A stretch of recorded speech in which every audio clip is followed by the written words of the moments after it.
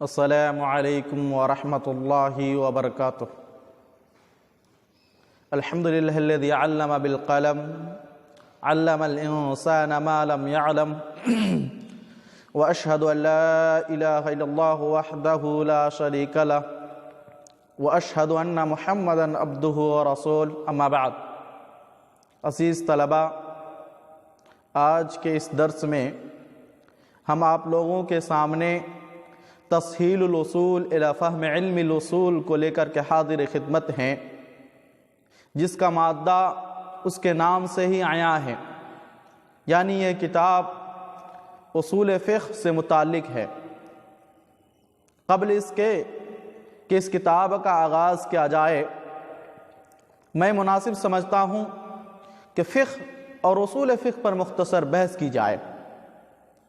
فقہ احکام شرعیہ کو جاننے اور سمجھنے کو کہتے ہیں، احکام شرعیہ کے استخراج و استنباط کو کہتے ہیں، اور احکام شرعیہ کے جاننے اور سمجھنے، اس کے استخراج و استنباط میں جن قواعد و ضوابط، جن اصول و قوانین کی ضرورت پڑتی ہے، ان اصول و قوانین کو اصول فقہ کہتے ہیں۔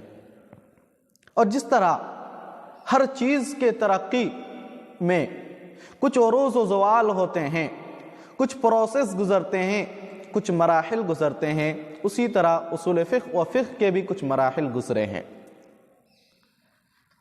بلکہ اس کو اگر ہم دو لفظوں میں یوں کہیں تو زیادہ بہتر ہوگا کہ اصول فقہ فقہ ہی کے دامن میں پرورش پائی ہے، جس طرح کہ علم فقہ علم حدیث کے آغوش میں پروان چڑھا ہے۔ اور اگر ان کے ادوار اور ان کے پروسیس پر غور کیا جائے تو علماء کرام نے ان کے پروسیس کو، ان کے ادوار کو دو حصوں میں تقسیم کیا ہے، اور ان دونوں طریقوں کو 6 ادوار پر مشتمل کیے ہیں۔ یعنی اصولیین جو پہلی تقسیم کرتے ہیں، اس تقسیم کے 6 ادوار یہ ہیں۔ الدور الاول، یعنی پہلا دور جو ہے وہ عہد رسالت صلی اللہ علیہ وسلم اور عہد خلفائے راشدین رضوان اللہ اجمعین پر مشتمل ہے۔ اور دوسرا دور جس کو کہ فقہ کے تاسیس کا دور کہا جاتا ہے، یہ دور خلافت عموی اور اسی طرح مدرسہ حجاز اور عراق پر مشتمل ہے۔ تیسرا دور جس کو کہ فقہ کے ترقی کا دور کہا جاتا ہے، یہ دور وہ دور ہے جس میں فقہ نے ترقی حاصل کیے، اور اسی طرح اس میں مذاہب وجود میں آئے، یعنی مذہب ابو حنیفہ، اسی طرح مذہب امام مالک، اسی طرح مذہب امام شافعی اور مذہب اوزاعی وغیرہ ذالک۔ اور اسی دور میں تدوین حدیث اور تدوین فقہ کا کام شروع ہوا ہے۔ چوتھا دور تقلید جامد کا دور ہے۔ یہ وہ دور ہے جس میں لوگ ان فرقوں میں اور ان وجود پائے جانے والے مذاہب میں بٹ کر اجتہاد کو بھلا بیٹھے ہیں۔ اور پانچواں دور، یہ دور فقہ میں اصولیین اور فقہا کی دور اندیشی کا دور ہے، اور فقہ اور اصول فقہ کے اندر موجود غلطیوں اور غلط فہمیوں کو دور کرنے اور اس میں اصلاح لانے کا دور ہے، جو اس دور سے لے کر کے، یعنی چوتھے دور کے بعد سے لے کر کے اب تک کر مبنی ہے۔ اور دوسری تقسیم جس کو کہ اصولیین نے بیان کی ہے، وہ تقسیم یہ ہے کہ پہلی تقسیم ان لوگوں نے یوں کی ہے کہ پہلی تقسیم میں جو پہلا دور آتا ہے، وہ پہلا دور اللہ کے نبی صلی اللہ علیہ وسلم کی بعثت سے لے کر کے اللہ کے نبی صلی اللہ علیہ وسلم کی وفات تک کا دور ہے۔ یعنی اس دور میں جو فقہ اور اصول فقہ اسی طرح شریعت نے کام انجام پایا ہے، وہ دور اس دور کو پہلا دور میں شمار کرتے ہیں۔ اور یہ دور وہ دور ہے کہ جب اس میں کوئی پریشانی آتی تھی، کوئی چیز سامنے آ جاتی تھی جس میں لوگ پھنس جاتے تھے کہ اس میں ہم فیصلہ کیا کریں، تو اس دور میں اللہ کے نبی صلی اللہ علیہ وسلم کی طرف رجوع کیا جاتا تھا اور اس سے مسائل حل کیے جاتے تھے۔ تو گویا کہ یہ دور اللہ کے نبی صلی اللہ علیہ وسلم کی ولادت سے لے کر کے ان کے وفات تک پر مبنی ہے۔ دوسرا دور، اس دور کو خلفائے راشدین کے دور پر مبنی کیا جاتا ہے، یعنی اللہ کے نبی صلی اللہ علیہ وسلم کے وفات کے بعد سے لے کر کے 11 ہجری کے بعد سے لے کر کے 40 ہجری تک پر مشتمل ہے۔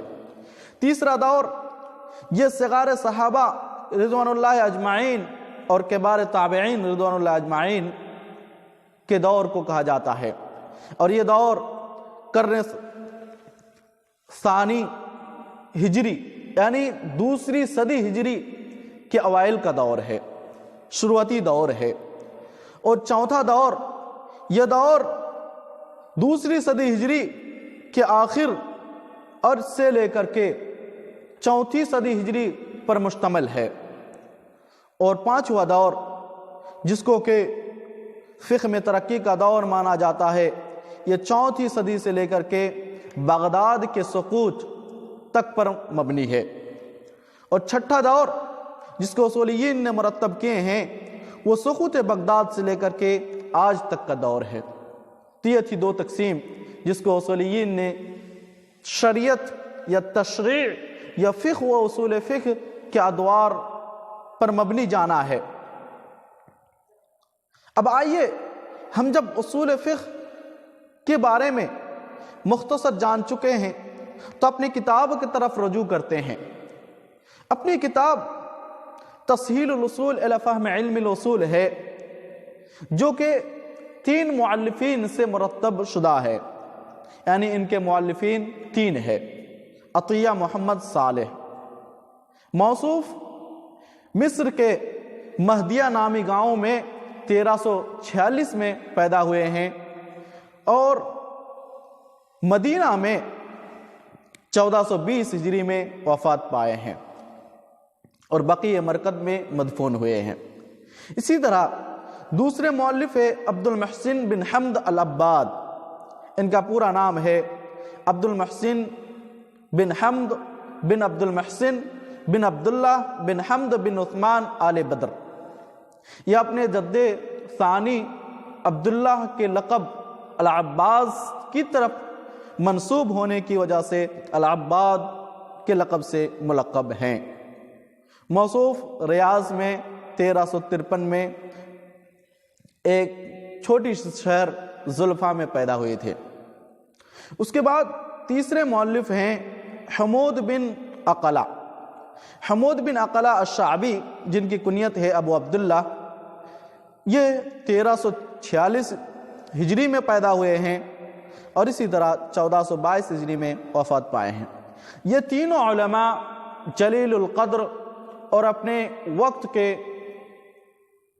جانے مانے علماء کرام میں سے گزرے ہیں، جن میں سے ثانی الذکر شخص یعنی عبد المحسن العباد یہ ایک واسطے سے میرا استاد بنتے ہیں، یعنی ان کا شاگرد ڈاکٹر محمد ابراہیم، جو کہ جامعہ سلفیہ بنارس کے جید اساتذہ میں سے شمار ہوتے ہیں اور ہم ان کے شاگرد ہیں۔ یعنی ہمارے اور عبد المحسن بن حمد العباد کے بیچ میں ایک ہی واسطہ آتا ہے اور وہ واسطہ ہے ڈاکٹر محمد ابراہیم۔ اللہ رب العالمین سے دعا گو ہوں کہ الہ العالمین ہمیں آئندہ کے دروس کو سمجھنے کی توفیق دے اور اس کتاب کو بآسانی سمجھنے کی توفیق بخشے۔ آمین۔ تقبل یا رب العالمین۔